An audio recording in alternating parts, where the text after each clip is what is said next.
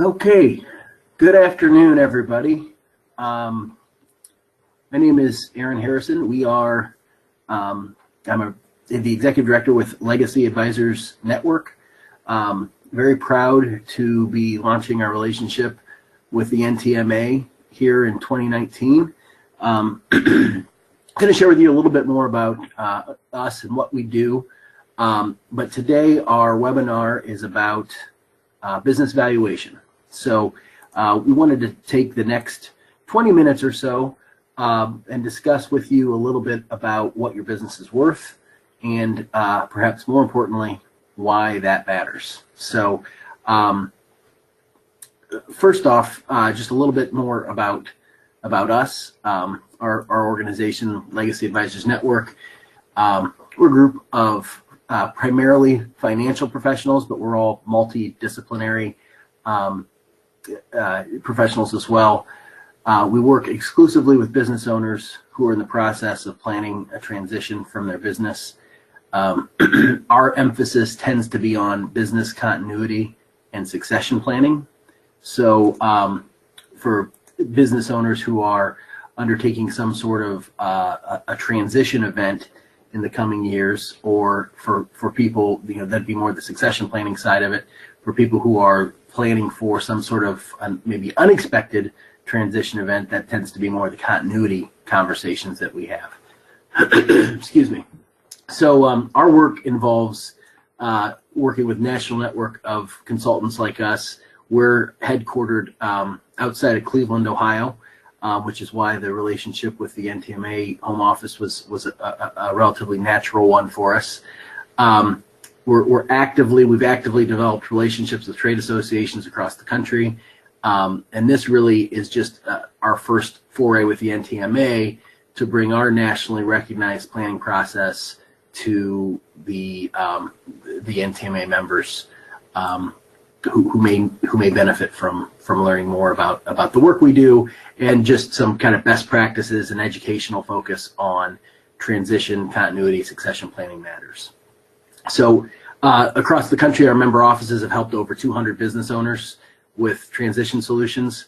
Many of those business owners are manufacturers, machine shops, people who fit right in the footprint of NTMA. So this relationship really makes a lot of sense with us having a group of professionals who can help in those, bring value to those relationships. So many of you on the call have attended a Top Shop seminar, or if you plan to later in the year, you're going to hear a little bit more about that planning process that I referred to, why it's a critical part of building and preserving your business value. But for purposes of today's conversation, we're going to talk solely about business value. So wanted to begin by giving you just a little bit of background as to how we began to assist our clients with that conversation.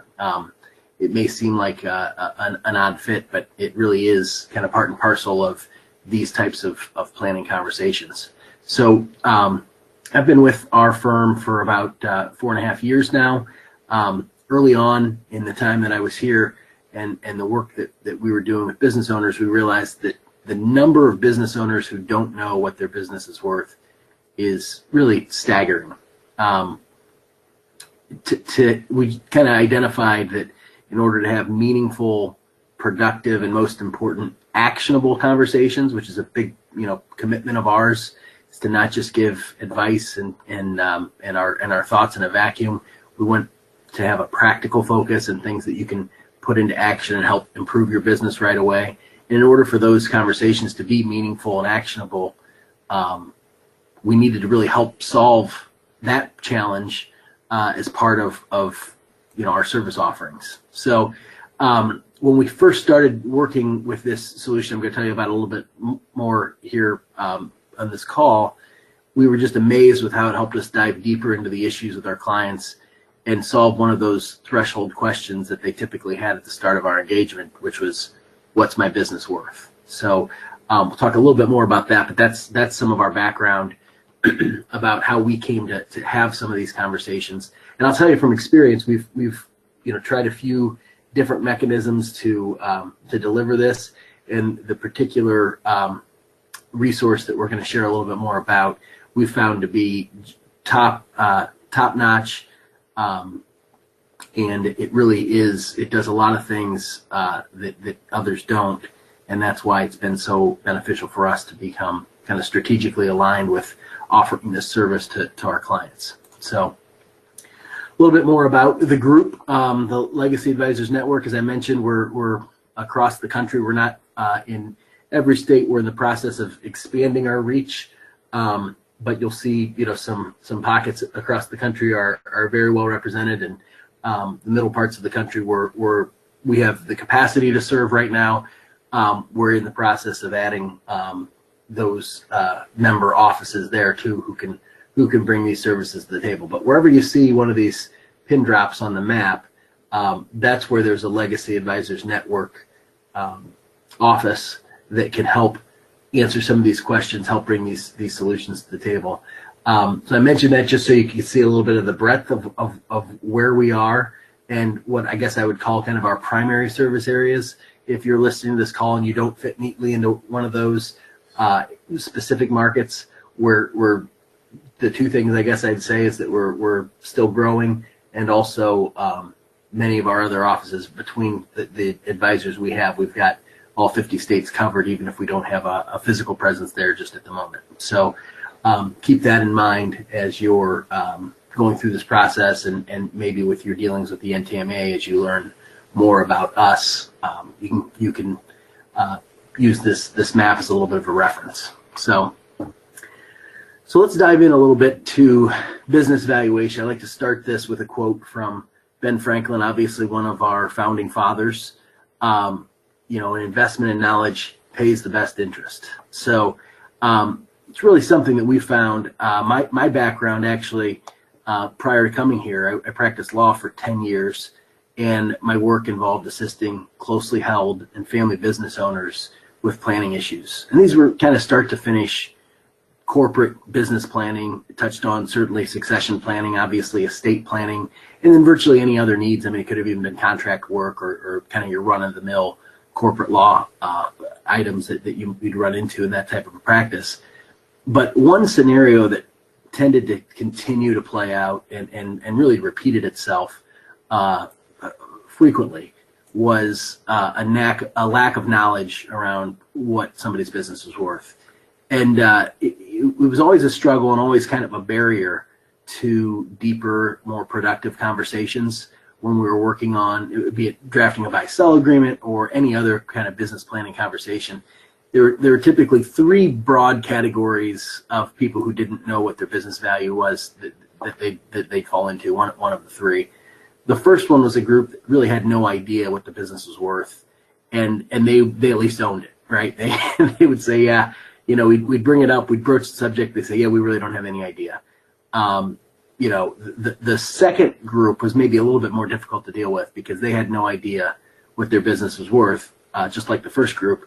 But they're pretty confident that it was worth significantly more than any even realistic number. So that second group was perhaps I'll say a little bit more challenging to work with because we'd have to clear some of those hurdles of what their perceptions were before moving forward. And then the third group was an interesting case study where there were co-owners or partners that would come to the table with two competing and very different values in mind.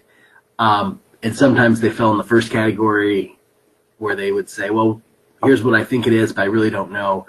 Or they'd fall in the second category and they'd say, no, here's what it is. And anybody else who says otherwise, including my partner, just doesn't know what he's talking about. So those would really, as you can imagine, become challenges to having these conversations and doing a deeper dive as it related to moving whatever needs we had forward from a planning standpoint. It also, whichever of the three categories they started from, it led to a pretty common outcome, which was that lack of understanding of their business value derailed whatever planning process we were undertaking. So they were unable to reach a consensus. They didn't really want to invest in the time or the expense that would be required to complete a business valuation. And so because of that, we'd kind of sit stalled, and a lot of that work would never get completed to their own, to the owner's detriment. So, this quote actually, I think it really applies to this type of conversation because, historically, the cost involved in obtaining a business valuation that was meaningful has been pretty significant, and so people would put it off until they needed it for gifting purposes or some kind of a formal business valuation event, buy sell planning, that sort of thing. They bite the bullet, invest 8, 10, 12, sometimes more $1,000 into the process of getting the valuation completed. And I think generally, as my feedback would bear out from my experience, they wouldn't be overly pleased with the results. Not necessarily because the number wasn't what they wanted it to be, but the outcome, it just was an unpleasant process. It was kind of like going to the dentist. So that's where we've seen kind of an opportunity to bring in a little bit less formal and certainly a lot more efficient process to bear. And that's what we're going to talk a little bit about here in the next couple of minutes. Also, I have a video that puts maybe a finer point on it, a more eloquent point on it than perhaps I have. So I want to share that with you before we move forward. What's your business worth? If you are like 98% of business owners, the value of your largest asset is a mystery. You wouldn't start to plan your retirement 30 days before you retire. So why wait to find out what your business is worth right before you sell? Our cloud-based valuation service harnesses the power of big data to deliver accurate valuations in a fraction of the time and expense of a traditional valuation. We provide insights that save you time and money while making it easier to plan for the future of your business and your life. Let us show you how.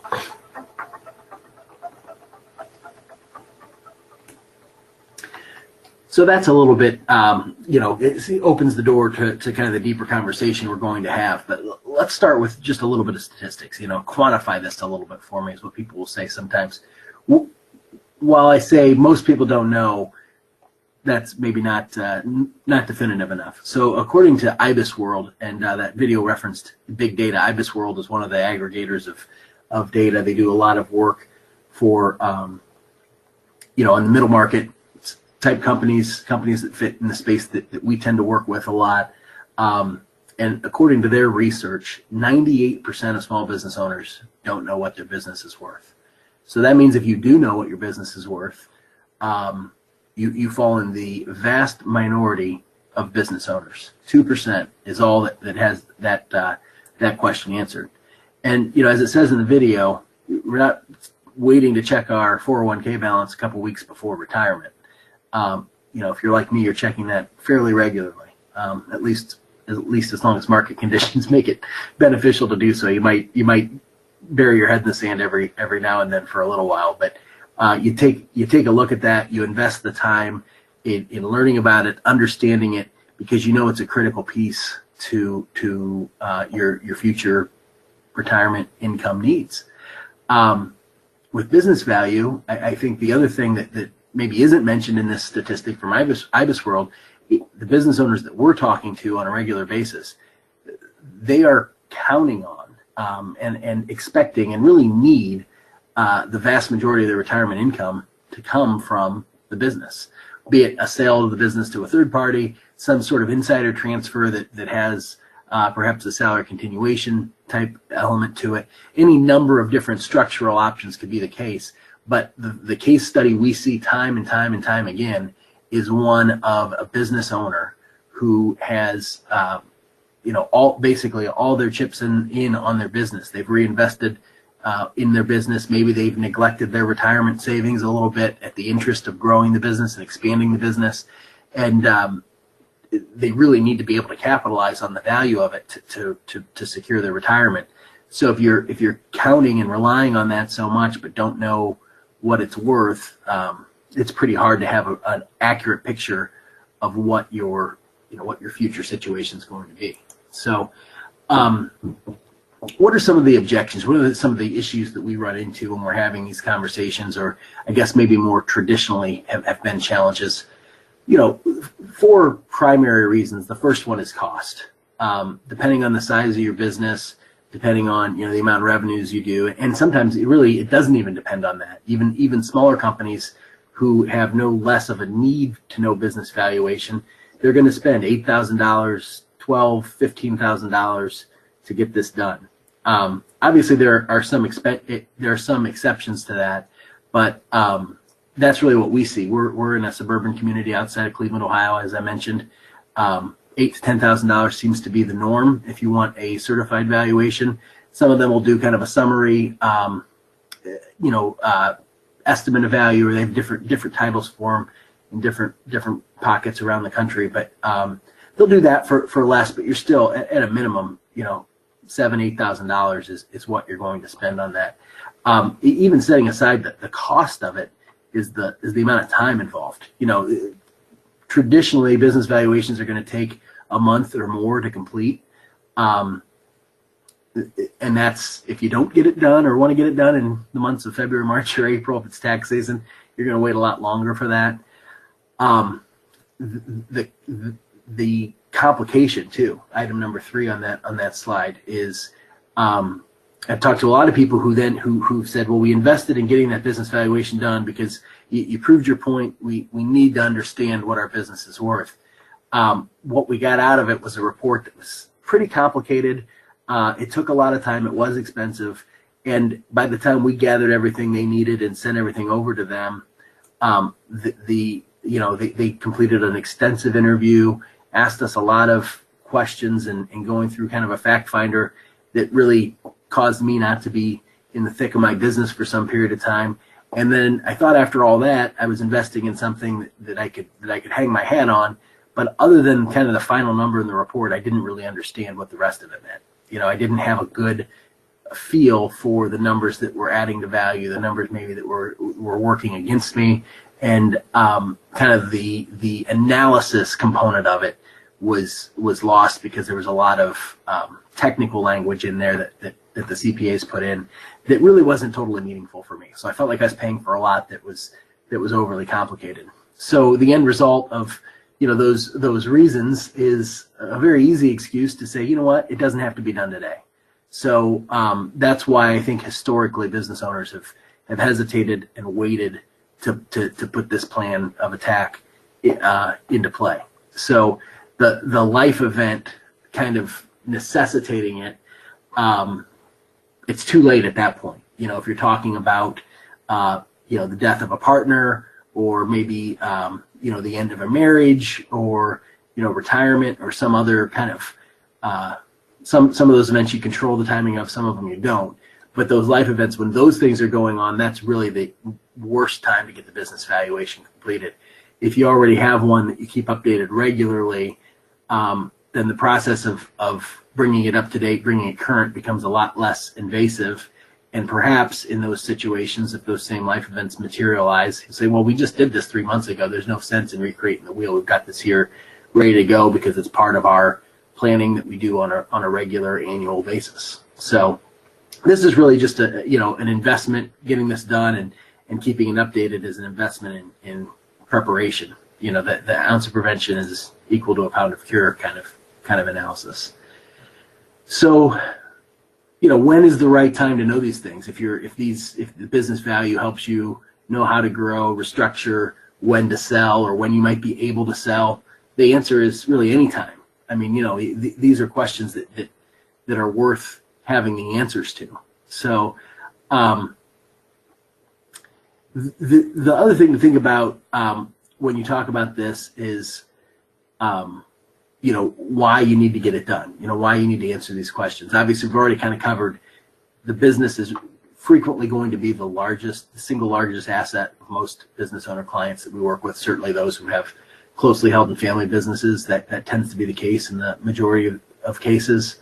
So you need to know for purposes of that. Understanding business value helps you learn what you have to protect. Probably the last time you thought about that, we talk about buy-sell planning a lot because the cross-purchase obligations and the things that are there to provide some kind of liquidity to your family members are critically important to most business owners. But if you did that without the benefit of knowing what your company was worth, you may not have appropriate protection, and that can go in both directions. You know, you might be spending money on protection items that aren't necessary. That maybe that money could be used in another way, you know, to help fund some other priorities for you or for the business. But just kind of assessing that risk and determining if the amount of protection that you have is appropriate. There's certainly value in that, and value in knowing that, not just for your own benefit, for your company's benefit, but for your family as well. I mean, you need to make sure that you're setting them up for you know, for the future if something unexpected happens to you. So, and then planning for the future. You know, not just death, but retirement. You know, estate planning, trust planning. Could be estate equalization conversations. We have a lot of those with our business owner clients, particularly family businesses, where there are some branches of the family involved in the operations and others that aren't. You know, those are really you know, meaningful things. And if you've assumed wrong and it results in an unequal outcome or an unfair outcome, equal doesn't necessarily have to be the driving force there, but something that's fundamentally unfair, it can really change the family dynamic in a way that is not, you know, could take some time to overcome. And we've unfortunately come in on the back end of some of those dynamics where there are fractures there because something was done in a way that wasn't fundamentally fair, and really probably wasn't as it was intended to be done from the prior generation. It's just it shook out that way because of a lack of planning. So having this business value can help you make better decisions, you know, building that succession plan, determining if you need to sell to a third party, if you're going to pass it to, you know, insiders, if maybe a discount or gift of the ownership, you know, partial or full is something that's in the mix. You're going to need to know that today to be able to make that plan for tomorrow. And then knowing your potential, you know, really, how do you measure up? And I don't figure it comes as a surprise to anybody that you can't always rely on those conversations that you have informally, be they, you know, at the locker room or the country club or elsewhere, to dictate and learn what your peers and in some cases your competitors are doing. You know, this tool talks about key performance indicators. We'll get into that a little bit here in a couple minutes. The key performance indicators give you objective insight into your industry and can help you improve your business and also identify areas that are ripe for improvement. So that's kind of the potential side of it is another thing that you want to consider. So really, it's going to put you at an advantageous position. If you assume, you know, those IBIS World statistics that we shared earlier, 98% of business owners don't know. Obviously, we're doing our best to help combat some of those statistics. But once you do it, you're in the minority of people who know that, and it gives you a competitive advantage the more you learn and the more objective you get about your business and how it's run. So one of the other things that mentioned in the video is this harnessing big data. So how does that happen? I know big data is a little bit concerning. It's a little bit concerning to me when you think about, you know, privacy issues and things like that. So what this does, what the program uses and helps to bring to the table is a faster process, a more efficient process, less expensive system that we can plug into on your behalf to identify your business value. So this technology, it accumulates data that's already out there that exists related to your industry and to businesses of similar size to yours, and might have some of your information in it already as well. It's just aggregated information that is not, it's legally obtained. It's just accumulated information that's not identifiable by any particular company that it has. And so it takes these data sources and then applies them into algorithm that's been created by this cloud-based system to spit out a business valuation, and it only involves a collection of a minimal amount of information from you, which would be your revenue, your assets, and your liabilities from your balance sheet or from your tax return, and then also some kind of the softer factors, your growth margins, your customer concentration, and some of those other things that can adjust the number up or down. But the objective part of it really couldn't be any more simple. And all that information stays private to you. It doesn't get submitted up to the cloud and now everybody's got access to it and can trace it back to you. That still stays with you and is your proprietary information. But the actual way that process works is it pulls all that information and it can use that to generate the value of your business because it's analyzing other comparable companies within your industry code. So that's probably a little bit more of the science behind it than you want to know. The key is the complexity on this stays where it should, which is behind the scenes. You're basically going to help by submitting your information. We would then complete the report by going through the process, and then the number that gets returned shows you a value based on 4 different methodologies. So this is just a sample. I'm actually going to pull up the report, but the 4 methodologies used are an equity value, asset sale value, enterprise value, and a liquidation value. And so the equity value is typically the most commonly requested or sought after valuation. This is based on the company's inventory, supplies, your fixed assets, any intangible assets, plus your liquid financial assets, cash, and then subtracts the liabilities out of that. So this assumes that there'd be a full transfer of your entity. So if you think about that as like a stock deal, that would be more of your stock deal because the buyer's acquiring all of your assets and liabilities. Those that are on the balance sheet, that are disclosed, those that are contingent, undisclosed, even unknown liabilities are acquired in an equity transaction or a stock sale. So that's what the equity value comes in at. What we look at that too as more kind of the going concern type of value.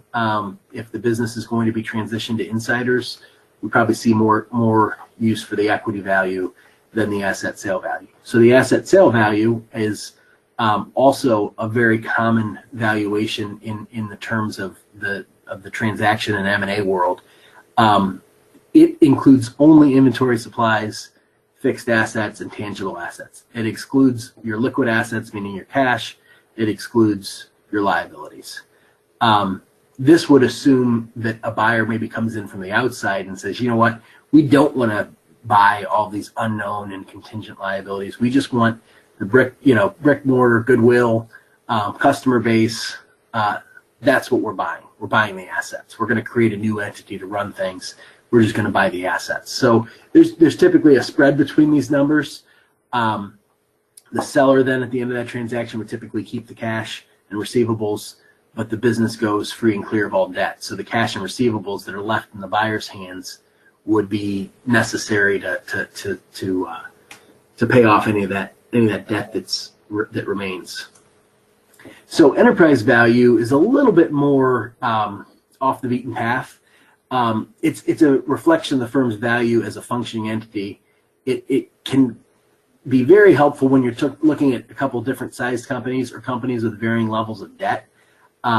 It gives you this total value of the firm. It puts some value on the capital structure of the company, which is why it's referred to as the enterprise value.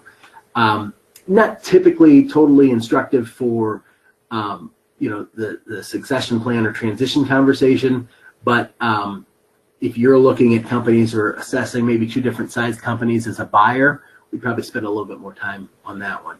And then lastly is the liquidation value. So the liquidation value is basically your fire sale number. If you had to sell all of your assets immediately and use that money to pay off all of your debt, what would be left over. It excludes accounts receivable.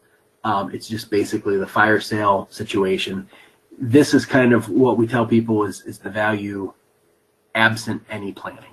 So just want to share with you on my screen here the kind of the sample report. And then we'll cover a couple more things and we'll open it up to questions. But this is, by the way, a sample company. This is not actual information, so I'm not sharing anything that's private. This is just a sample report that we put together for illustration purposes. But you'll see as you go through the report, you get the page that has the valuation of the company, tracks it over time. This is one that we've updated over a number of years, and you see the 4 different valuations along with the explanation, very similar to the one we just looked at. The other thing worth reviewing here, and you'll see this one does go back a few years, so it's a little bit dated information, but you get the sense of how this works. These are the data points that we put in from a financial standpoint, the income items, the assets, and the liabilities. So this company's got a pretty clean balance sheet and plenty of assets, not a ton of payables or short-term liabilities in the most recent year in this example, and that's really helping to drive up their value. Healthy revenue, and then free cash flow, or sometimes referred to as seller discretionary earnings. You see that kind of in these columns here: pre-tax income, officer compensation, interest, and non-cash expenses. These are just basically what you think of as the add backs. What cash flow would be available to a financial buyer if they were to step in to the shoes of the company by buying. So then we've got the key performance indicators. We're going to talk about this in a little bit, and I'll come back to this report then. So great. So that's kind of the next part is how the key performance indicators work. In addition to those 4 valuations, going to help you get a better understanding of how you're performing compared to others in your industry. I mentioned that earlier, that knowing that it involves more than talking to somebody that may be a competitor who's got an interest in keeping their cards pretty close to the vest. This gives you a little bit of objective intelligence. So the key performance indicators give us some insight on how you're performing compared to your peers in the industry. And in the 30-page report that we just looked at, there are 13 key performance indicators. They cover anything from return on equity, fixed asset turnover, inventory turnover, cash to debt, cash flow to revenue. Just a lot of different ways of characterizing those data points that we just looked at on the financial page. They cover those in a very interesting way. And I want to show this illustration shows too. In some cases you find out, oh, we're above the industry average, or in other cases we may be below the industry average. So this kind of summarizes it on the slide, but it's probably easier to look at in the actual sample report. So in this case, I'm going to flip through a couple of them here. We see inventory turnover. So this asks how long it takes to sell inventory on hand. And for this particular report, within the industry that they're in, their ratio ranged from 6 to 12. So the number of times their inventory turns in the course of a year. I'm sorry, the number of days that it takes them to turn their inventory. So when it was 6, they were at the top of the industry. They were outperforming the industry. When it's between 10 and 12, you see the red line here coming across the mark. They're right at the industry average. So they're consistent with their peers on that. So when we look through this report, we look at the top corner first. How are you doing on each of these ratios? Are you outperforming, or are you at or below the industry average? How has that changed over time? That's what we'd see here in kind of the middle part of the page. And then we also dive into, what do each of these mean? These details of why it should matter, and giving an example. That comes directly from the report, and it does a great job of just kind of illustrating the meaning there. Then the other thing we look for are items that are underperforming the industry. So in this case, for all 3 years, their cash flow to revenue was underperforming the industry. So those are things we probably look at from a business improvement standpoint to say, well, that's something you could probably work on to improve and grow as you move forward. So that's a little bit more about the report and the key performance indicators. So what I'd like to do for those of you who joined us, and we're going to open up to questions here about a minute and a half, but I'd like to invite you to let us complete a business valuation for you. So it would involve that full 30-page report that we just looked at a couple samples of, the information related to those 4 areas of value, and then also the 13 key performance indicators. So, it's a big part of the conversation we have with business owners. It's an essential start, even if you're undertaking some of this planning in your own neighborhood with existing advisors. It's just a good stepping off point to have those conversations, even if they're not ultimately with us. So let me just share a little bit more on the opportunity here. If we complete the business valuation report for you, we have a special rate that we make available for NTMA members to deliver that report and kind of an analysis of that report for $1,000.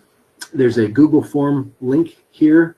If you jump in there and enter some preliminary information, we will be able to contact you and then complete the process with you. So here's the link again. In addition, I mentioned the $1,000 is our typical NTMA price. We're actually offering, for those who've joined us on this webinar, a 25% discount from that member rate. So in that Google form at the bottom, there's a prompt for a discount code. If you enter NTMA webinar, then we do it for a 25% discount. So we do it for $750. After you complete the form, we contact you, collect some additional data, and then you can expect to receive your report within 1 week of providing that additional information that we need to complete it. So pretty, just a great tool that we have as part of these industry relationships that we're building specifically with the NTMA. We want to make it available to those of you who've joined us on this webinar, who are obviously interested in learning about business value, and use it as a means for getting you to learn a little bit more about your business. So with that, again, in addition to inviting you to do that, if there are any questions, just checking to see if anything popped up on the question section. I don't see any. So I think we will wrap it up then. So again, my name is Aaron Harrison. I appreciate your time in joining us. Part of the Legacy Advisors Network. We're really happy and honored to be a partner with the National Tool and Machining Association, and look forward to helping you out with this kind of work whenever the need arises. So please feel free to take us up on our offer, and we'd love to help. Thanks a lot. Have a great day, everybody. Thank you, Aaron. Yep, thanks, Kelly. Okay, bye-bye. Bye.